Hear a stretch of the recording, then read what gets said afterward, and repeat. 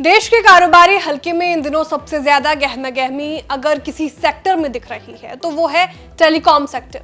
Data और voice services देने वाला ये सेक्टर हाल के दौर में फिर से गलाकाट प्रतिस्पर्धा और एक कड़ी जंग का मैदान बन गया है। इस मैदान में एक तरफ मुकेश अंबानी की अगुवाई वाली रिलायंस जियो है और दूसरी तरफ है सुनील भारती मित्तल की भारती एयरटेल। 140 करोड़ की आबादी वाले देश में इन कंपनियों के लिए हर शख्स एक यूजर है। हर शख्स का मतलब है कमाई। हालांकि इस मैदान में एक और खिलाड़ी भी है जिसका नाम है वोडाफोन आइडिया, लेकिन भारी भरकम कर्ज के चलते ये अपने कारोबार को फिलहाल संभालने में नहीं लगी हुई है और इसके लिए मुकाबले को त्रिकोणीय बनाना अभी थोड़ा मुश्किल दिखाई दे रहा है। नमस्कार, आप देख रहे हैं बिस्तक और मैं हूं श्रेया ठाकुर। देश के इसी टेलीकॉम मार्केट में अभी मौजूदा लड़ाई थमी भी नहीं थी कि जियो और एयरटेल के बीच एक और जंग की सुगबुगाहट होने लगी है। तो आप सोचेंगे कि अब दोनों कंपनियां किस मोर्चे पर आमने सामने आने वाली है।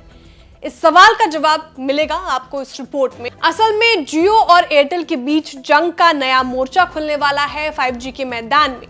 दरअसल डिपार्टमेंट ऑफ टेलीकम्युनिकेशंस यानी DOT 5G स्पेक्ट्रम की फिर से नीलामी करने की प्लानिंग कर रहा है।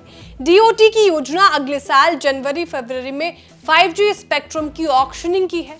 ET की खबर के मुताबिक इसका बेस प्राइस 2.5 लाख करोड़ रुपए रह सकता है। इसमें 37 गीगाहर्ट्ज जैसे बिल्कुल नए बैंड को नीलामी के लिए उतारा जा सकता है। बताया जा रहा है कि 600 मेगाहर्ट्ज से लेकर 37 गीगाहर्ट्ज से ऊपर तक के 11 बैंड्स की नीलामी इस दौरान हो सकती है। अब इसी नीलामी को लेकर मुकेश अंबानी की जियो और सुनील मित्तल की भारती एयरटेल के बीच तलवारें खिंच सकती है। वोडाफोन आइडिया अभी अपने कर्ज और दूसरी कामकाजी मुश्किलों में फंसी है। ऐसे में उसके लिए 5G की इस नीलामी में कोई बड़ी दावेदारी पेश करना मुश्किल ही है। भारती एयरटेल और वोडाफोन आइडिया के कुछ सर्कल्स के परमिट 2024 में एक्सपायर हो रहे हैं। इनमें पश्चिम बंगाल, असम, बिहार और उड़ीसा शामिल है। ऐसे में इन सर्किलों के लिए स्पेक्ट्रम हासिल करने को लेकर मारामारी और तेज हो सकती है। इसे ऐसे समझ लीजिए कि 2022 में हुई नीलामी में देश के सबसे ज्यादा आबादी वाले राज्य यूपी के लिए सबसे ऊंची बोली बेस प्राइस से करीब 80% ज्यादा थी। ये बोली भारती एयरटेल ने लगाई थी क्योंकि 2024 में यूपी में उसका परमिट खत्म हो रहा है।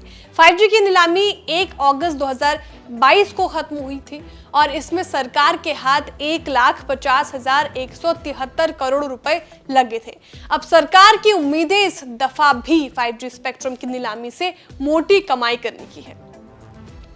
दूसरी तरफ पूरे देश में 5G उतारने और ज्यादा से ज्यादा यूजर्स को अपनी ओर खींचने में जियो और एयरटेल एक दूसरे से बुरी तरह से भिड़ गई है। ऐसे में आने वाली 5G नीलामी से ये तकरीबन तय हो जाएगा कि देश में इंटरनेट और वॉइस के मार्केट में गद्दी किसके हाथ लगेगी। आपको हमारी जानकारी कैसे लगी कमेंट करके जरूर बताएं। वीडियो को लाइक और शेयर करना ना भूलें। साथ ही जो हमारे नए व्यूअर्स हैं वो भी चैनल को सब्सक्राइब करना ना भूलें।